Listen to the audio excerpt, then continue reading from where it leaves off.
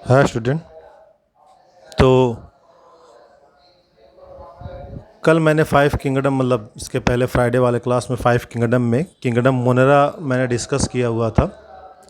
Kingdom Monera, protista, fungi, Plantae, Animalia, ये सारे हमको पढ़ने हैं। तो पहले किंगडम मोनेरा हमने डिस्कस किया था। मैं एक बार शॉर्ट वे में जल्दी जल्दी इसको आपको रिवाइज कर दे रहा हूँ। तो किंगडम मोनेरा, मोनेरा मीन्स होता है क्या, सिंगल, जिसमें क्या होते हैं, प्रोकैरियोट होते हैं। तो प्रोकैरियोट की एक स्पेशल जो कैरेक्टरिस्टिक है, वो सारे वो कैरेक्टरिस्टिक को शो करते हैं, जैसे लैक ऑफ न्यूक्लियर मेम्ब्रेन, इनमें जो न्यूक्लियर मेम्ब्रेन होता है वो एब्सेंट होता है। They are devoid of plastid mitochondria, ठीक है ना। They are typically unicellular organism, mostly क्या होते हैं, यूनिसेलुलर होते हैं। The predominant mode of nutrition is absorptive but some of group are photosynthetic and chemosynthetic. ज़्यादातर ये एब्जॉर्प्टिव, देखो एब्जॉर्ब वर्ड से आप समझो, मतलब एब्जॉर्ब कर लेते हैं कहीं से अपने फूड को न्यूट्रिशन के लिए। तो जो मोड ऑफ न्यूट्रिशन है वो एब्जॉर्प्टिव है, उसमें से कुछ जो फोटोसिंथेटिक और कीमोसिंथेटिक है। तो ये हमने डिस्कस किया हुआ था, ठीक है, इसके पहले वाले वीडियो लेक्चर में। उसके बाद आप देखो, अगर हम और आगे बढ़ते हैं तो यहाँ फिर आता है, ये चूँकि प्रॉपर्टी है तो एज इट इज़ मुझे बताना है। अब फिर उसके बाद यहाँ आता है कि reproduction is primarily asexual by fission और बडिंग। इनमें जो देखा गया मोस्टली जो मोड ऑफ रिप्रोडक्शन है वो एसेक्सुअल है, और एसेक्सुअल में फिशन और बडिंग ज़्यादातर है। Protosexual phenomena is also occur. The organism are non motile and moved by beating of a simple flagella. तो ये ज़्यादातर ऑर्गेनिज्म जो है नॉन मोटाइल होते हैं और सिंपल फ्लैजिला, एंड ये सिंपल फ्लैजिला ये मूवमेंट में सपोर्ट करता है, या बाय ग्लाइडिंग। ये दो तरीके जिसके वजह से ये इनमें मूवमेंट हो पाता है। उसके बाद आप देखो, मोनेरा सेल जो होती है वो क्या होती है, माइक्रोस्कोपिक होती है। Most of the organism bear a rigid cell wall, इनमें रिजिड सेल वाल होता है। और उसके बाद अगर हम न्यूट्रिशन की बात करें तो ये ऑटोट्रॉपिक हेट्रोट्रॉपिक होते हैं।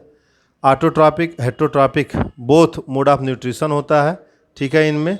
और अगर हम इसको ऑटोट्रॉप्स के बारे में डिस्कस करें, these are able to form autotroph, you know about autotroph, class 10 में आपने पढ़ा है कि they have capacity to make their food own self.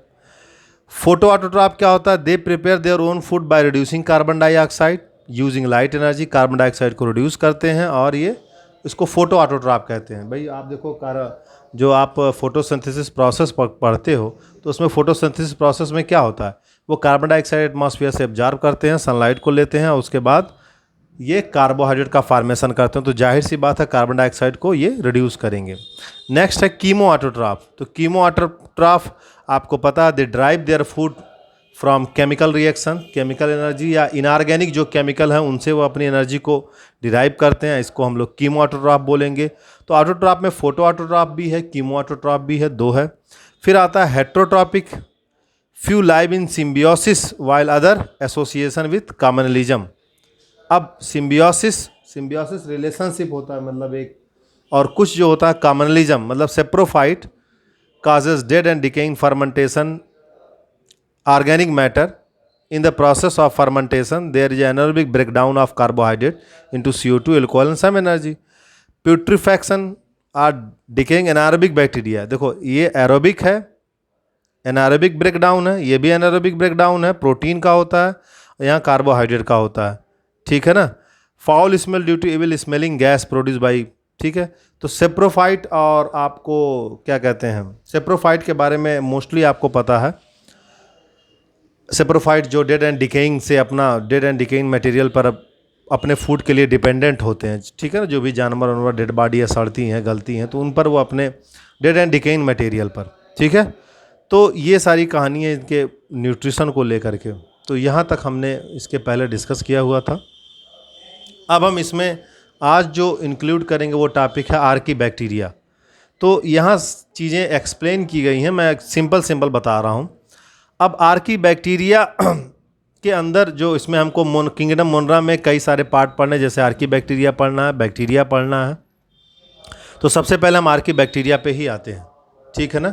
अब आप देखो किंगडम मोनरा में आर्की जो बैक्टीरिया उनके अंदर, ठीक है ना, most harsh habitat, they are found in most harsh habitat, जो बहुत एक्सट्रीम हैबिटेट है, जहाँ पे आसान नहीं है सर्वाइव करना, वहाँ भी ये सर्वाइव करते हैं Archie bacteria. Extremely salt area, मतलब जहाँ बहुत ज़्यादा नमक है, वहाँ पे ये सर्वाइव करते हैं, इसको हेलोफाइल्स बोलते हैं। हार्ट स्प्रिंग थर्मोएसिडोफाइल्स बोलते हैं। मार्सी एरिया मैथेनोजिन बोलते हैं। आ गया समझ में।